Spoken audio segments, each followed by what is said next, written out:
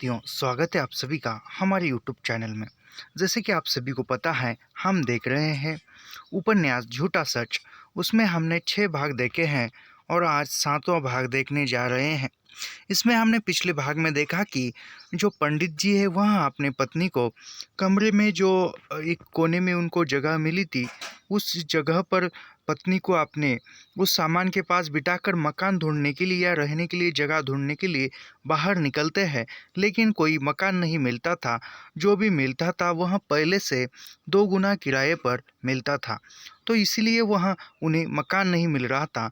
तो यहाँ से आगे की जो भाग है, यहाँ आप इस अभी देखेंगे।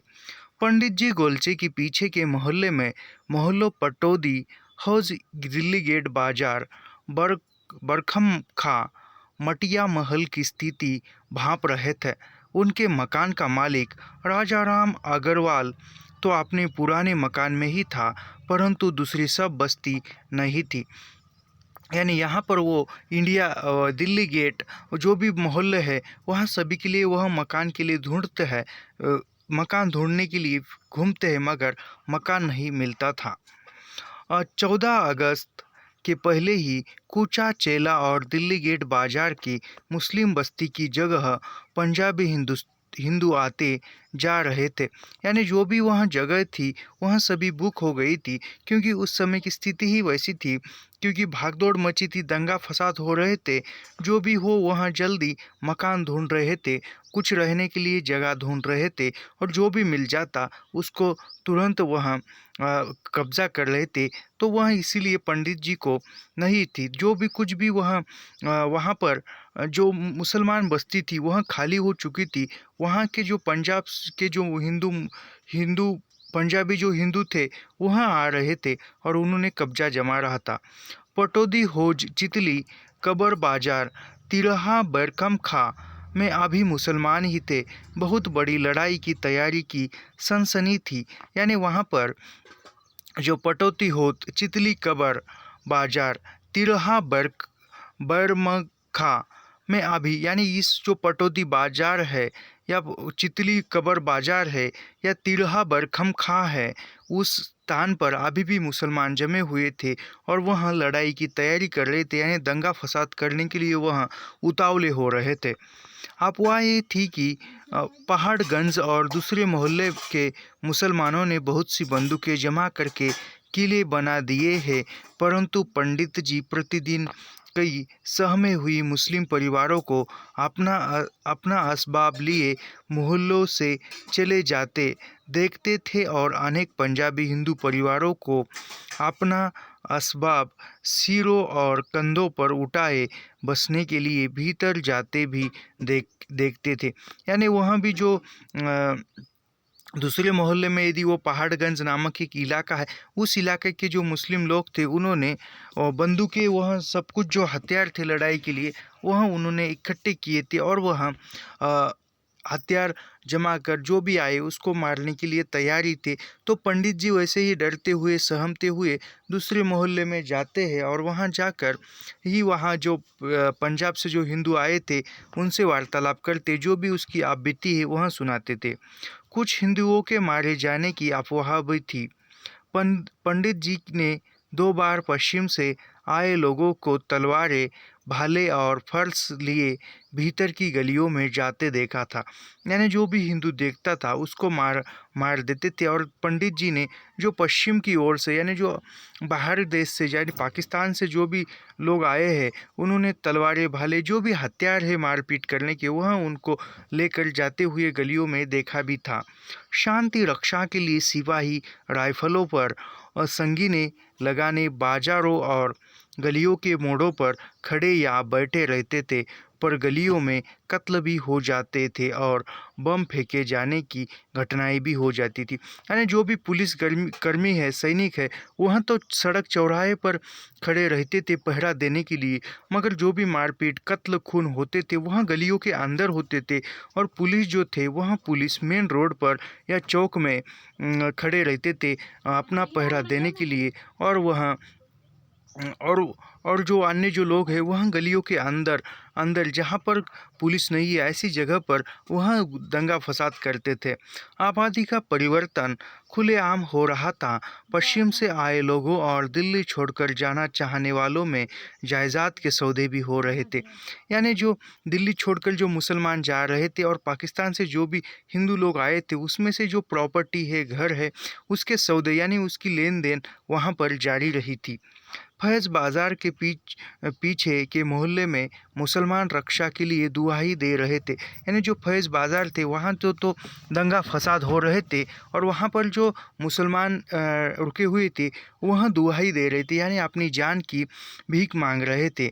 उनकी रक्षा के लिए सशस्त्र सिपाही तैनात थे, इसीलिए उन पर ही रोकथाम थी। यानी वो उनकी रक्षा के लिए सिपाही वहाँ पर तैनात थे, अपनी पहरा दे रहे थे।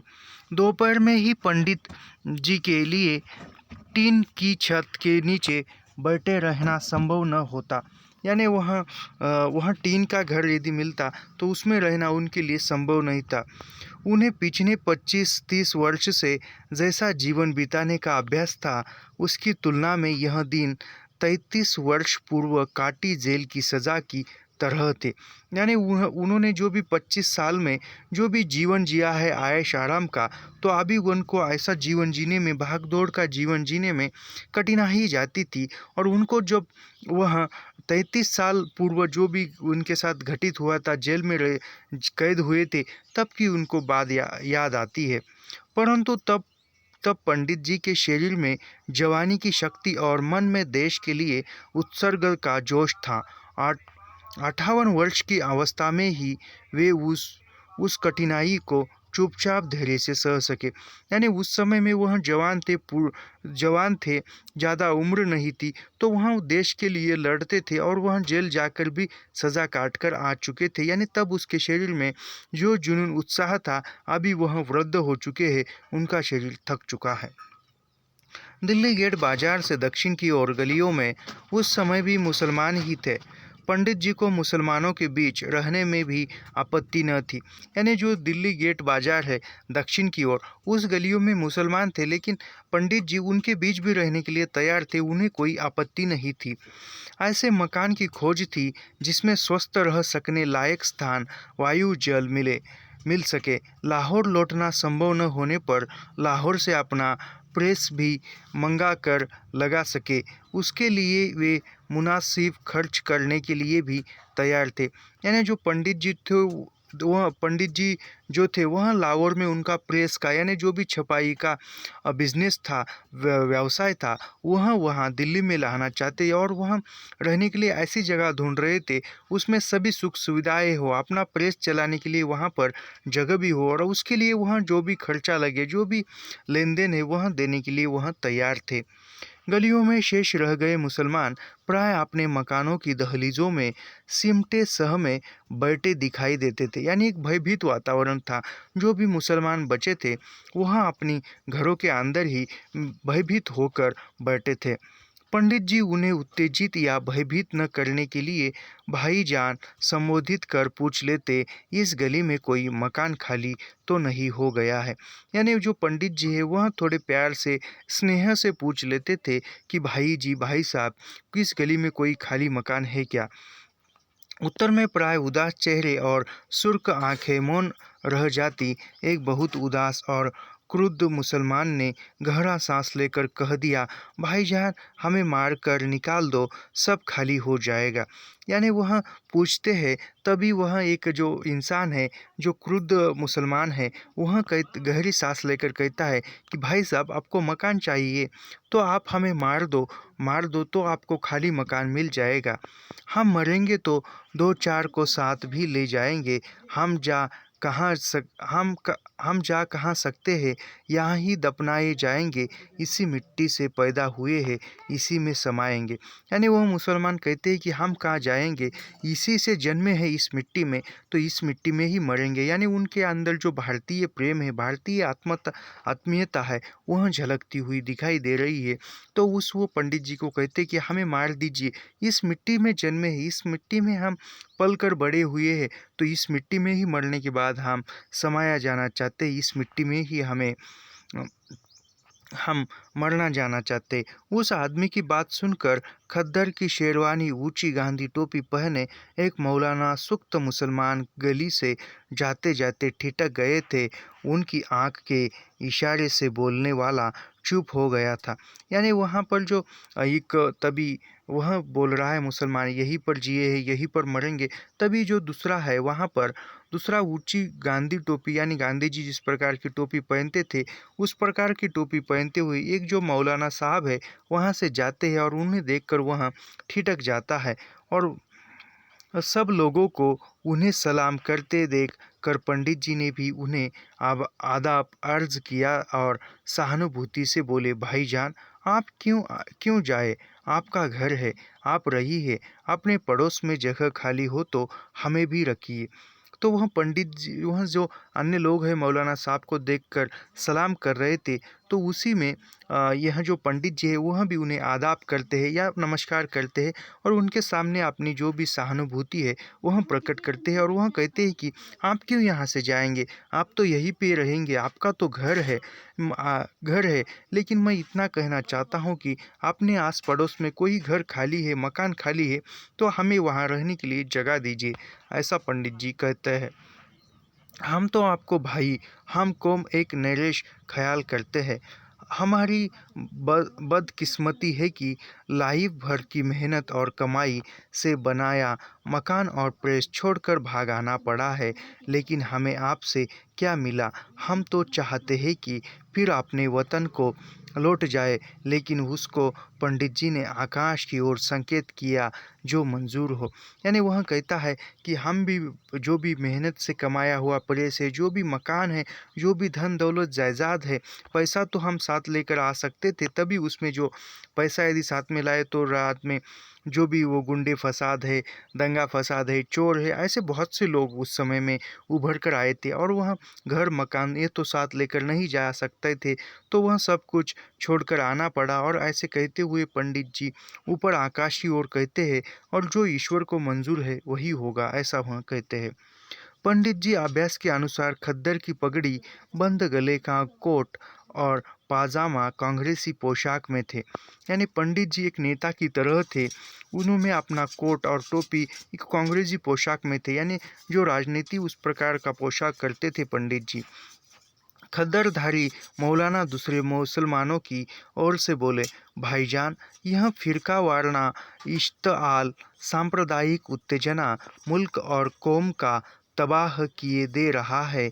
इस दरिंदगी पाशविकता को रोकना हम आप सब नेशनलिटियों का फर्ज है।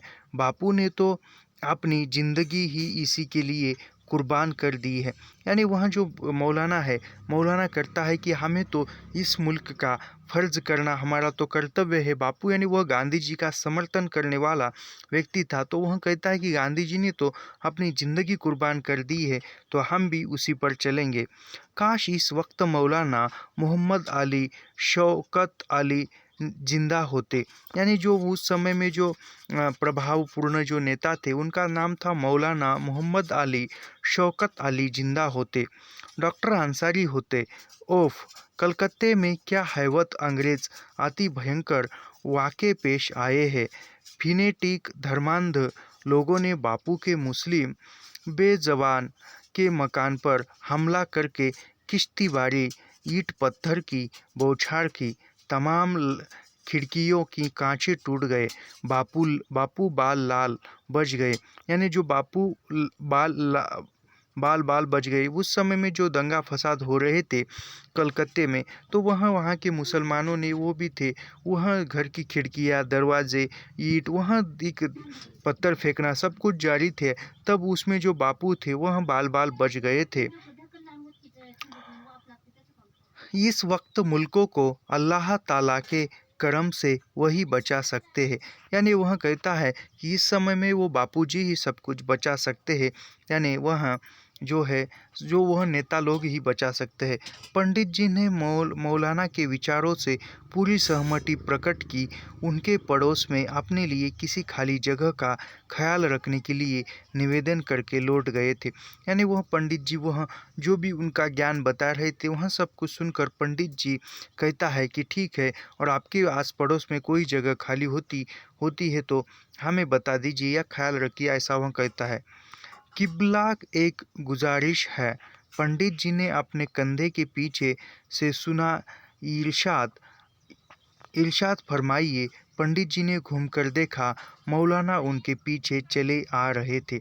यानी वह जो जा रहे थे तभी उनके पीछे से इरशाद यानी फरमाइए या सुनाइए क्या, ऐसा वह आवाज़ आया तो वह पंडित जी पीछे मुड़कर देखता है और मौलाना भी उसको जो कहा था इरशाद उसके पीछे आ रहा है। मकान की तलाश है जनाब को, मौलाना बोले।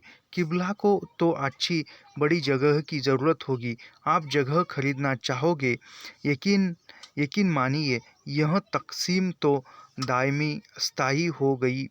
यानी वह कहता है कि पंडित जी को आप तो मकान खरीदना चाहते हो तो मिलेगा, खरीदना चाहोगे यकीन मानिए आपको ज़रूर मिलेगा, स्थायी हो गई है।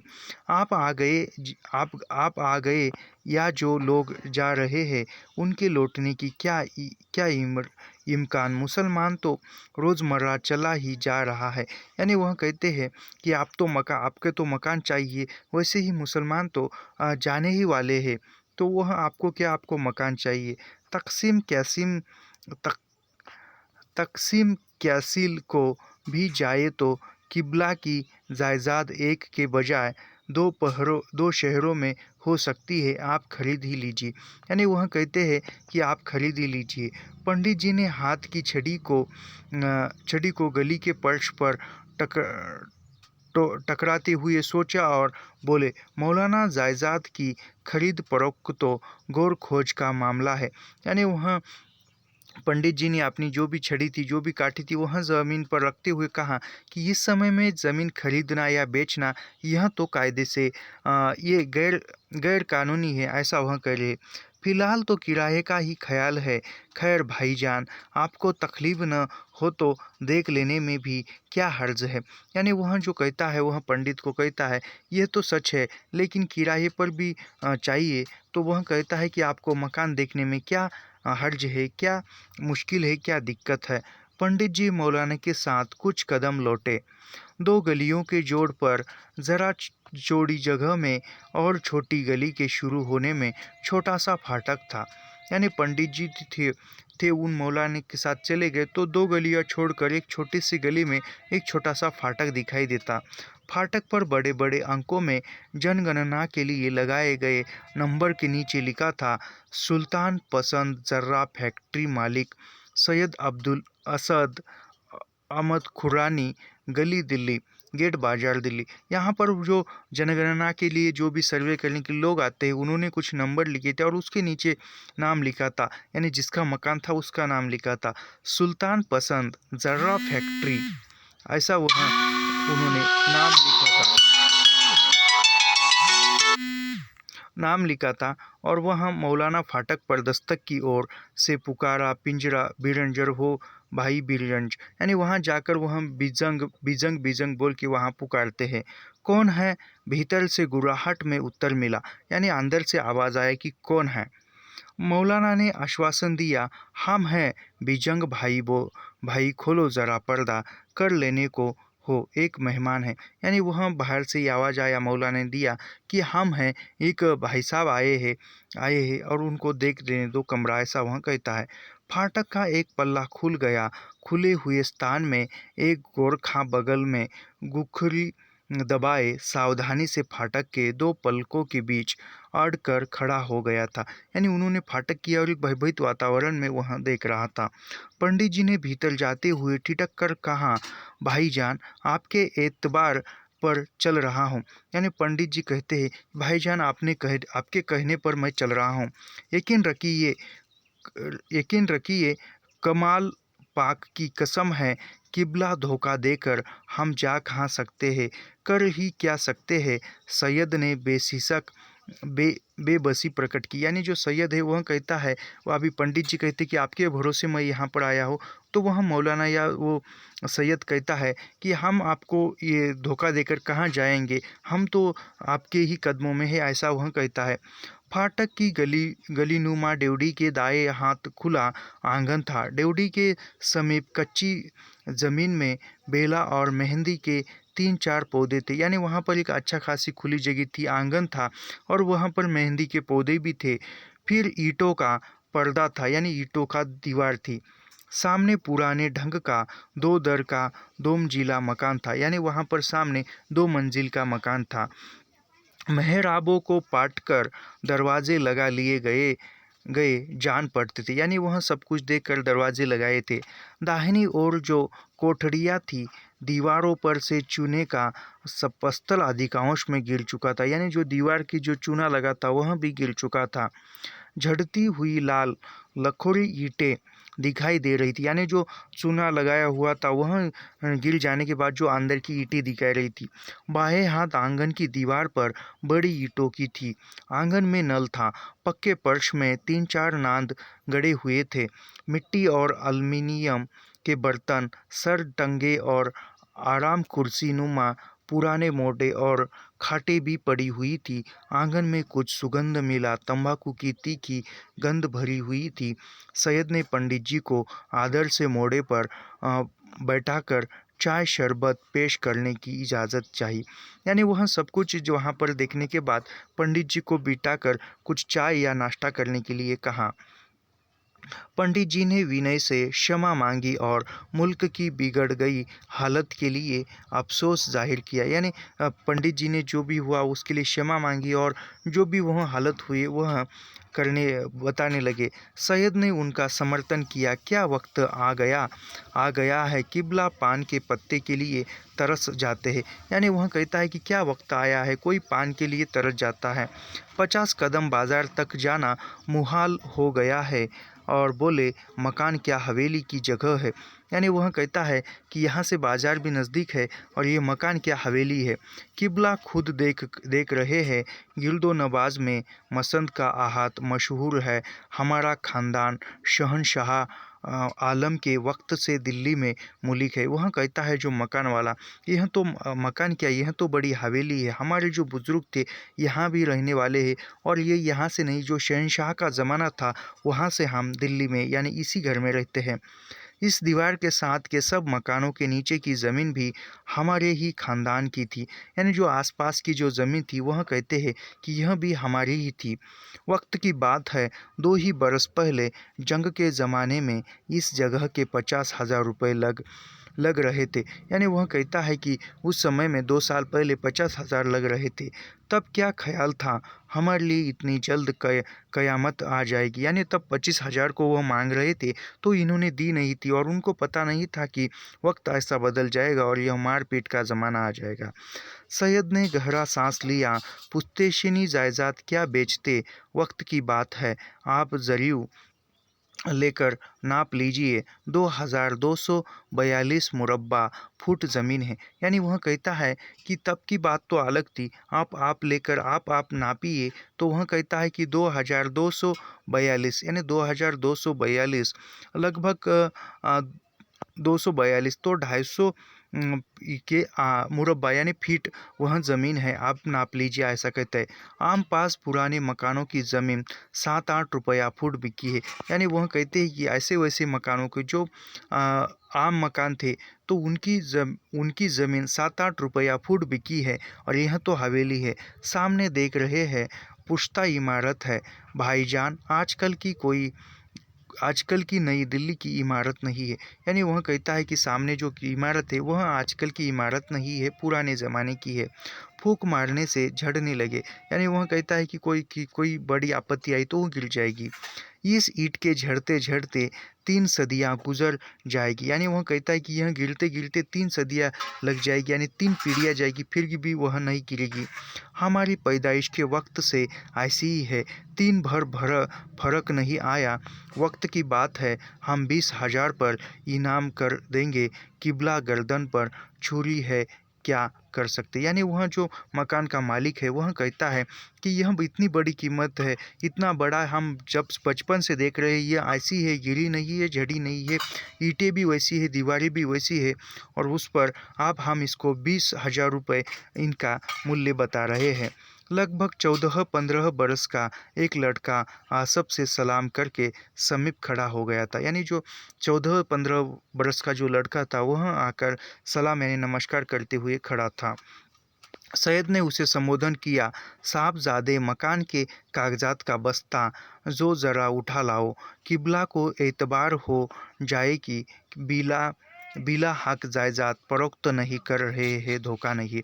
यानी वह कहता है उस लड़के को कि इस घर के या जायदाद ज़मीन के कागजात लाओ, यानी इन पंडित जी को न लगे कि यह हमारे साथ धोखा हो रहा है या कोई काला बाजार हो रहा है, इसलिए वह कहता है कि उसके कागजात ले आओ। नहीं नहीं भाईजान, ए जेंटलमैन वर्ल्ड इज़ इनफ, आपकी ज़बान काफ़ी है।